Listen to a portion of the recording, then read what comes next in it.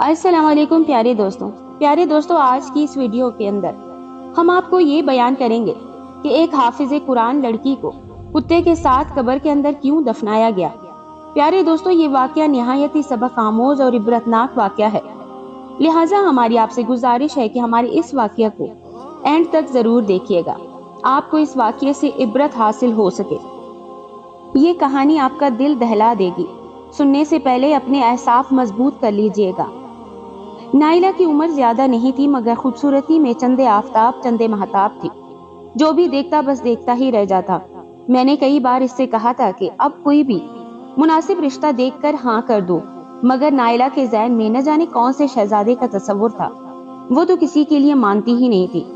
حالانکہ وہ حافظ قرآن تھی، اس نے زندگی میں کبھی کسی کو نظر اٹھا کر نہیں دیکھا تھا، مگر نہ جانے اس کی زندگی میں ایسا کون تھا کہ وہ شادی کے لیے ہاں بھی نہیں کرتی تھی۔ تبھی تو نائلہ اپنی زندگی کے بہت حسین دنوں میں داخل ہوئی تھی۔ ایک دن اندھوناک خبر ملی، وہ خبر ایسی تھی کہ اس نے میری آنکھوں سے آنسو جاری کر دیے تھے۔ نائلہ اپنے گھر کے باہر لٹی پٹی لاش کی صورت میں ملی تھی، ایسی لاش کہ جس کے بارے میں کوئی یہ نہیں بتا سکتا تھا کہ اس کے ساتھ آخری لمحات میں کیا ہوا۔ بات تو بہت عجیب سی تھی کہ نائلہ کے ساتھ یہ واقعہ ہونا ہمارے لیے بڑی بے چینی اور حیرت کا باعث تھا۔ میری اماں بھی ڈر گئی، پوچھنے لگی کہ نائلہ کسی ایسے کام میں پڑی ہوئی تھی۔ میں نے کہا اماں سوال ہی پیدا نہیں ہوتا، وہ تو حافظ قرآن لڑکی تھی، اس کے بارے میں ایسا نہ سوچے۔ اماں نے کہا کہ تم اس کے گھر نہیں جاؤ گی، مجھے تمہارے بارے میں فکر ہو رہی ہے۔ پتہ نہیں اس لڑکی کے ساتھ آخری لمحے کیا ہو گیا جو اس کی لاش یوں لٹی پٹی اس کے گھر کے باہر پڑی ملی ہے۔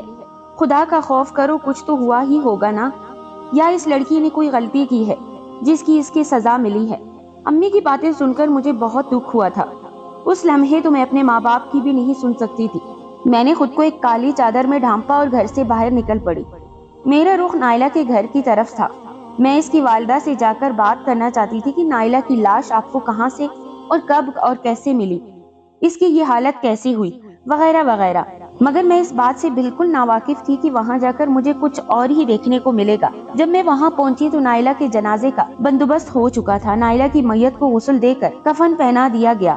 نائلہ کا چہرہ کفن میں نظر نہیں آ رہا تھا۔ میرے جانے تک سارا بندوبست فٹافٹ کر لیے گئے تھے۔ سارے انتظامات ہونے کے بعد مجھے تو اس کا دیدار کرنے کا موقع بھی نہیں ملا۔ میں نے نائلہ کی والدہ کی طرف دیکھا، ان کے چہرے پر کوئی ملال کا اثر نہیں تھا۔ میں نے ان سے پوچھنا چاہا کہ نائلہ کی یہ حالت کیسی ہوئی، مگر وہ افراتفری میں تھی۔ کہنے لگی کہ مجھے نائلہ کی وصیت کے بارے میں ان لوگوں کو بتانا ہے جو کہ نائلہ کو دفن کرنے جا رہے ہیں۔ نائلہ کو دفن کرنے والے لوگوں میں اس کے رشتہ دار ہی شامل تھے، مگر وہ ایسی کون سی وصیت بتانے جا رہی تھی جو اس نے اتنی کم عمری میں کر دی۔ وصیت تو عموماً وہ لوگ کرتے ہیں جنہیں اپنے مرنے کا انتظار ہوتا ہے، یا جو اپنی موت کے بارے میں پہلے سے یقین رکھتے ہیں، انہیں اپنی موت کا علم ہوتا ہے۔ مگر نائلہ تو یوں اچانک فوت ہوئی تھی کہ کوئی کہہ ہی نہیں سکتا تھا کہ اس نے وصیت کی ہوگی۔ مگر پھر نائلہ کی امی ایک پرچی لے کر سب کے سامنے آ گئی۔ میری بیٹی نے جو وصیت کی تھی اس پر پورا عمل کیا جائے گا، ورنہ میں کسی کو اجازت نہیں دیتی کہ اسے دفنائیں۔ میں اس کی ماں ہوں، میں اس کی وارث ہوں، اس کا باپ بھی یہاں نہیں ہے، اس لیے جو بھی فیصلہ ہوگا وہ میرا حتمی فیصلہ ہوگا۔ یہ کہہ کر نائلہ کی ماں نے جو بات ہمیں سنائی تھی وہ تو ہمارے سروں پر آسمان گرانے کو کافی تھی۔ نائلہ نے جاتے وقت وصیت کی تھی کہ اس کے کتے کے ساتھ دفنایا جائے۔ اس کے کتے کو تو تم سب نے دیکھا ہی ہوگا، میں کوئی من گھڑت بات نہیں کر رہی۔ یہ بات نائلہ نے مجھ سے خود کہی تھی اور میں نے کاغذ پر لکھ لی تھی۔ میں نائلہ کی ماں ہوں، مجھ سے زیادہ اسے بہتر کوئی نہیں جان سکتا۔ جو بھی کہہ رہی ہوں اس کی روح کی تسکین کے لیے ہی کہہ رہی ہوں۔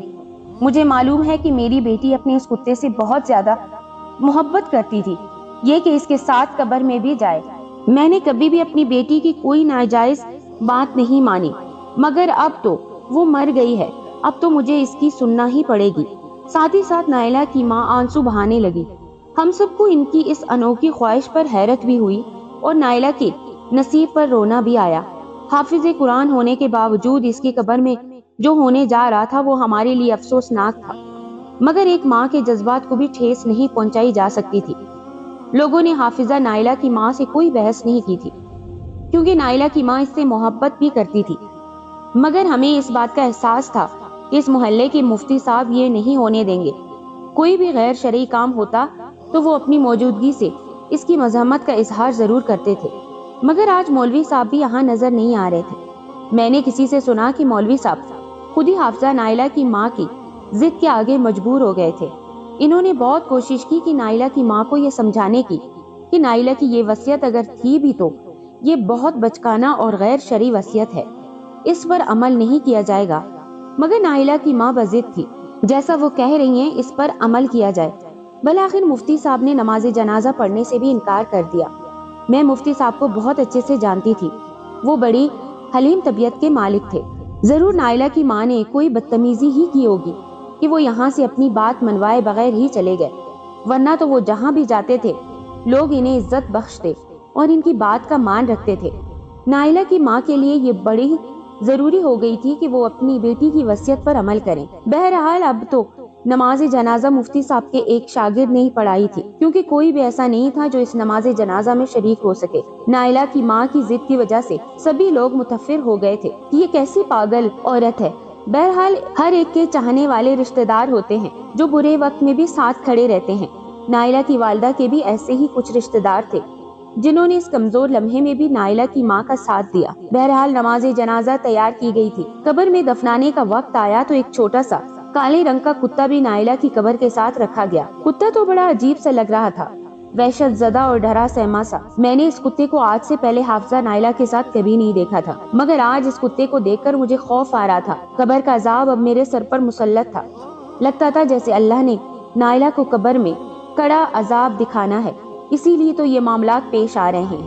لاکھ ضد کرنے مفتی صاحب کے سمجھانے کے باوجود بھی نائلہ کی قبر میں ایک کتا بھی دفنایا جا رہا تھا، مگر یہ کتا تو زندہ تھا۔ اس کتے کو زندہ دفنانے پر وہ نائلہ کی لاش کا جو حشر کرتا، اس بات کا اندازہ میں بخوبی لگا سکتی تھی۔ بہرحال نائلہ کی ماں نے سختی سے ہدایت کی تھی کہ کتے کو نیچے قبر میں رکھتے ہی اس کے اوپر مٹی ڈال دی جائے تاکہ کتا بے بس ہو جائے اور کچھ نہ کر سکے، کیونکہ ہم قبر کو کھلا تو نہیں چھوڑ سکتے، ورنہ یہ کتا قبر سے باہر نکل آئے گا۔ میرا دل خون کے آنسو رو رہا تھا کہ نائلہ نے جاتے جاتے یہ کیا وصیت کر دی جس کی وجہ سے اس کی آخرت بھی خراب ہونے جا رہی تھی۔ کتا تو ویسے ہی نجس جانور ہے، لیکن بہرحال جو ہونا تھا سو ہو کر ہی رہا۔ ایک کالے رنگ کے کتے کو نائلہ کی قبر میں ڈال کر اوپر سے مٹی ڈال دی گئی تھی۔ کتے کے چلانے کی آوازیں مجھے وحشت زدہ کر رہی تھی، مگر میں نے وہاں سے بھاگنا ہی مناسب سمجھا۔ کوئی اور قبرستان ہوتا تو میں یوں نہ بھاگتی، مگر جیسے ہی آوازیں اس کتے کی میرے کانوں پر پڑ رہی تھی مجھے یوں لگا جیسے حافظہ نائلہ کا عذاب یہیں شروع ہو گیا ہو۔ میں اللہ تعالیٰ سے عذاب قبر کی پناہ مانگتی۔ جب وہاں سے نکلی میرا دل زور زور سے دھڑک رہا تھا۔ میں رات بھر نائلہ کو ہی یاد کرتی رہی، اللہ سے دعا کرنے لگی کہ اے اللہ مجھے خواب میں ہی کوئی اشارہ دے دے۔ نائلہ کیسے فوت ہوئی، اس کے ساتھ کیا ہوا، کیسے انصاف دلاؤں اس کو، میں اس سے بات کرنا چاہتی ہوں، اس کا حال جاننا چاہتی ہوں۔ رات بھر میں نائلہ کے بارے میں سوچتی رہی، دعا کرتی رہی کہ مجھے کوئی خواب آ جائے۔ رات کے 1 بجے میری آنکھ لگی، کالا اندھیرا تھا، مجھے ڈر بھی لگ رہا تھا، پتہ نہیں کیا ہونے جا رہا ہے۔ مگر پھر جو میں نے خواب دیکھا تو اس نے میرے ہوش اڑا ڈالے۔ خواب میں کیا دیکھتی ہوں کہ نائلہ مجھے کہتی ہے کہ میری قبر کھودو، مجھے نکالو اس میں سے، اس کتے کو مجھ سے الگ کر دو۔ میری ماں نے یہ کیا مسلط کر دیا مجھ پر، یہ تو بہت بڑا عذاب ہے میری قبر میں۔ مجھے اس نجس کی وجہ سے قبر کے معاملات میں مجھ پر سختی کی جائے گی۔ یہ سن کر میری آنکھ کھل گئی، میرا پورا وجود پسینے میں شرابور تھا، میں پریشان تھی، دل زور زور سے دھڑک رہا تھا، میرے پورے وجود پر گھبراہٹ طاری تھی، میری آنکھوں سے آنسو جاری تھے۔ دل چاہ رہا تھا کہ ابھی نائلہ کی قبر چلی جاؤں، وہاں جا کر اس سے پوچھوں، اس کی قبر کھود ڈالوں، وہ کتا نکالوں اور سب کو بتاؤں کہ نائلہ کی ماں نے بہت بڑی بے وقوفی کی ہے۔ میں نے خود کو ایک کالی چادر میں ڈھانپا اور باہر نکل گئی۔ میں اپنے کمرے سے باہر نکلی تو گھر میں کالا سناٹا چھایا ہوا تھا، گہری خاموشی نے مجھے مزید ڈرا دیا تھا، مگر مجھے نائلہ کی قبر پر جانا تھا، اسی لیے میں نے پکا ٹھان لیا تھا کہ میں نائلہ کی قبر پر ابھی اور اسی وقت جاؤں گی، ذرا بھی دیر نہیں کروں گی۔ وہ تو میری درینہ سہیلی تھی، لیکن میں نے پاؤں میں جوتے نہیں پہنے کہ کہیں میرے جوتوں کی آواز سے میرے گھر والے نہ جاگ جائیں۔ جاگ کر ظاہر ہے انہوں نے اور کیا کرنا تھا، مجھے منع کر دیتے کہ رات کے اس پہر تم یہاں سے کہاں جا رہی ہو۔ اسی لیے میں نے اپنے جوتے اتار دیے اور ننگے پاؤں قبرستان کی طرف بڑھنے لگی۔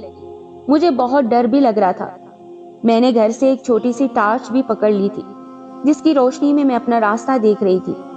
میرے وجود میں کپکپی سی تاری تھی۔ قبرستان میں آج سے پہلے کبھی مغرب کے بعد اکیلی نہیں گئی تھی، پر آج یہ وقت آن پہنچا تھا کہ رات کے 2 بجے کے قریب میں گھر سے قبرستان اکیلی جا رہی تھی۔ میرے ذہن میں میری والدہ کی باتیں بھی تھیں۔ انہوں نے مجھے منع کیا تھا کہ قدرت کے معاملات میں کبھی بھی دخل اندازی نہیں کرتے۔ اب اگر نائلہ کی ماں نے جب اسے قدرت کے خلاف جا کر دفن کر دیا ہے تو ہمیں چاہیے کہ ہم اس معاملے پر صبر کریں، معاملہ اللہ پر چھوڑ دیں۔ اگر وہ اللہ کی نیک بندی ہوئی تو اللہ اسے عذاب نہیں دے گا، لیکن اگر اللہ نے اسے عذاب دینا چاہا تو تم میں سے کوئی بھی اسے بچا نہیں سکتا۔ میری والدہ کی بات تو ٹھیک تھی، مگر انسان کبھی اپنے جذبات کے ہاتھوں مجبور ہو ہی جاتا ہے۔ تقریباً 5 منٹ چلنے کے بعد میں قبرستان میں داخل ہو گئی تھی۔ ہڈیوں کی راکھ نے ماحول کو مزید خوفناک بنا دیا تھا۔ ہلکی ہلکی ٹھنڈ بھی تھی، میرے پاؤں پر چھوٹے چھوٹے کانٹے چبھنا شروع ہو گئے تھے۔ ظاہر ہے قبرستان میں کون سا قالین بچھی ہوئی تھی۔ مجھے نائلہ کی قبر ڈھونڈنے میں زیادہ دشواری پیش نہیں آئی تھی۔ سامنے ہی اس کی کچی قبر تھی جس پر مٹی بھی ابھی تازہ تھی۔ میں قبر کے قریب پہنچی۔ قبر کی ٹھنڈی ٹھنڈی مٹی میں مجھے مزید جذباتی کر دیا تھا۔ میں دل میں ان لوگوں کو کوسنے لگی جنہوں نے نائلہ کو اتنا بدکار سمجھ لیا تھا کہ اس کی قبر کے عذاب کے بارے میں باتیں کرنے لگے۔ اس کی قبر کی تو مٹی بھی ٹھنڈی تھی، مگر اگلے ہی لمحے جو ہوا اس نے میرے رونگٹے کھڑے کر دیے تھے۔ میرا تو دل دھڑکنا بند ہو گیا تھا، جیسے اتنا خوفناک منظر میں نے زندگی میں پہلی اور آخری بار دیکھا تھا۔ میں اب نائلہ کی قبر پر سے مٹی ہٹانا چاہتی تھی، مگر جیسے ہی میں نے مٹی ہٹائی تو اندر میرا ہاتھ کسی نرم چیز پر لگا۔ جب میں نے نیچے دیکھا تو وہ ایک موٹا کالا بچھو تھا جو قبر کے عین نیچے حرکت کر رہا تھا۔ میرے پاؤں تلے سے تو زمین نکل گئی، مگر اسی وقت مجھے احساس ہوا کہ میں جس مٹی پر بیٹھی ہوں اس کے نیچے بھی بہت سارے بچھو ہیں۔ ابھی تو میں اسی شاک سے نہیں نکلی تھی کہ مجھے اپنے قریب بچھوؤں کی ایک فوج آتی ہوئی محسوس ہوئی۔ میرا دل چاہا کہ زمین پھٹے اور میں اس میں سما جاؤں، یا آسمان سے کوئی ہاتھ بڑھ کر مجھے اس عذاب سے بچا لے۔ میرا دل خون کے آنسو رونے لگا کہ میں یہاں کیوں آئی ہوں۔ اتنے موٹے کالے زہریلے بچھو میں نے آج تک کسی فلم میں بھی دیکھے نہیں تھے جتنے میں اس وقت دیکھ پا رہی تھی۔ یا اللہ مجھے بچا لے، مجھے تیرے قانون کے آگے نہیں آنا چاہیے تھا۔ میں اللہ سے اونچی آواز میں دعائیں کرنے لگی۔ میرا دل کانپ رہا تھا، مگر کسی صورت بھی یہاں سے ہل نہیں پا رہی تھی۔ میں تو مر ڈر کے ساکت ہو کر رہ گئی تھی۔ میں نے سوچا نہیں تھا کہ نائلہ کی قبر پر مجھے یہ کچھ دیکھنے کو ملے گا۔ رفتہ رفتہ بسم اللہ پڑھتی میں کھڑی ہو گئی اور وہاں سے آگے قدم رکھا جہاں زمین بچھوؤں سے خالی تھی۔ میں پچھلی طرف جانے لگی تھی۔ بڑی مشکل سے میں نے خود کو بچایا اور قبرستان سے باہر نکلی۔ مجھے لگ رہا تھا جیسے میری دھڑکنیں میرا ساتھ چھوڑ چکی ہیں۔ سمجھ نہیں آ رہا تھا کہ ہوا کیا ہے۔ میں نے الٹے پاؤں اپنے گھر کی طرف دوڑ لگائی تھی۔ میرا ذہن الجھا ہوا تھا۔ اس وقت میرے ذہن میں بھی بہت سارا خیال آ رہے تھے۔ گھر کی طرف بھاگتے ہوئے میں یہ سوچ رہی تھی کہ اگر حافظہ نائلہ اللہ کی نیک بندی تھی تو پھر یہ معاملہ کیا ہو گیا۔ وہ خواب بھی جھوٹا تھا جو مجھے آیا۔ اس میں نائلہ خود مجھ سے کہہ رہی تھی کہ میری قبر کھولو اور مجھے یہاں سے نکالو۔ میرا ذہن تو پہلے سے بھی زیادہ الجھ گیا تھا۔ فی الحال تو میری آنکھوں سے آنسو جارے تھے۔ بڑی مشکل سے جب میں بھاگتی ہوئی گھر پہنچی تو اماں کے ڈر سے میں نے ان سے بھی بات نہیں کی کہ میں کہاں گئی تھی اور میرے ساتھ کیا ہوا۔ انہوں نے تو مجھے پہلے ہی حافظہ نائلہ کی قبر پر جانے سے منع کیا تھا۔ ایسا کرنے سے بقول ان کے میرے اوپر کوئی برا اثر پڑ سکتا تھا، اسی لیے میں نے ان سے بات چھپائی تھی۔ مگر دل میں جو خوف طاری ہو گیا تھا وہ اتنا زیادہ تھا کہ بیٹھے بیٹھے مجھے یوں لگتا جیسے میرے پاؤں پر بچھو اور عجیب و غریب کیڑے رینگ رہے ہوں۔ رات بھر میں یوں ہی روتی اور تڑپتی رہی تھی۔ میرا بس نہیں چل رہا تھا کہ میں بھاگ کر کہیں جاؤں اور جا کر اس بات کا اعلان کر دوں کہ میرے ساتھ یہ واقعہ ہو گیا ہے۔ کوئی اور حافظہ نائلہ کی قبر پر نہ جائے۔ میں مفتی صاحب کی شاگرد بھی رہ چکی تھی، انہی سے میں نے عالمہ کا کورس بھی کیا تھا، بلکہ میں نائلہ سے 2 سال پہلے فارغ ہوئی تھی۔ نائلہ مجھے اچھے سے جانتی تھی اور اسی وجہ سے مفتی صاحب اس کے جنازے میں آ کر اس کی وصیت کو پورا نہ کرنے کی بھی تلقین کی تھی۔ مگر میں ان کے سامنے جا کر اس بات کا اعتراف کرنا چاہتی تھی کہ مجھ سے اتنی بڑی خطا ہو گئی جو میں نے قدرت کے معاملے میں ٹانگ اڑانے کی کوشش کی۔ صبح ہوتے ہی فجر کی نماز کے فوراً بعد اپنے گھر سے بہانہ کر کے نکلی۔ مفتی صاحب کے پاس پہنچی۔ نماز کے بعد وہ عموماً ناشتہ کرنے اندر حجرے میں جاتے تھے۔ میں ان کے پیچھے پیچھے ہی چلی گئی۔ امام صاحب کی بیوی بھی ان کے ساتھ ہی رہتی تھی، اس لیے وہاں جانے میں کوئی بھی ہچکچاہٹ محسوس نہیں ہوئی۔ میں اپنی سہیلی نائلہ کے لیے پریشان تھی۔ میں اندر داخل ہوتے ہی میں نے ایک ہی سانس میں ساری بات کہہ دی۔ وہ مفتی صاحب، آپ کو تو پتہ ہے کہ نائلہ کی ماں نے کیا وصیت کی تھی، مجھے یہ خواب آیا وغیرہ وغیرہ۔ میں نے ساری بات ان کے گوش گزار کر دی۔ یہ بات سننا ہی تھی کہ ان کے چہرے کا رنگ بدل گیا تھا۔ لڑکی، تم ہوش میں تو ہو؟ یہ کیسی باتیں کر رہی ہو؟ بھلا اللہ کے قانون میں کبھی کسی نے بغاوت کی ہے؟ تم نے آج سے پہلے ایسا کہیں سنا ہے؟ اور تم تو کل کی بچی ہو، تمہیں کہاں سے ایسے خواب آنے لگ گئے کہ تم جا کر اس کی قبر کھودو؟ جب بڑے بڑوں نے ایک کام نہیں کیا تو تم کون ہوتی ہو اس سارے معاملے میں دخل اندازی کرنے والی؟ خدا کا شکر ادا کرو تم کسی نقصان سے بچ گئی ہو، ورنہ وہ بچھو اور سام تمہیں کاٹ لیتے تو ساری زندگی ان کی جلن اور زہر تمہارے وجود سے نہ جاتی۔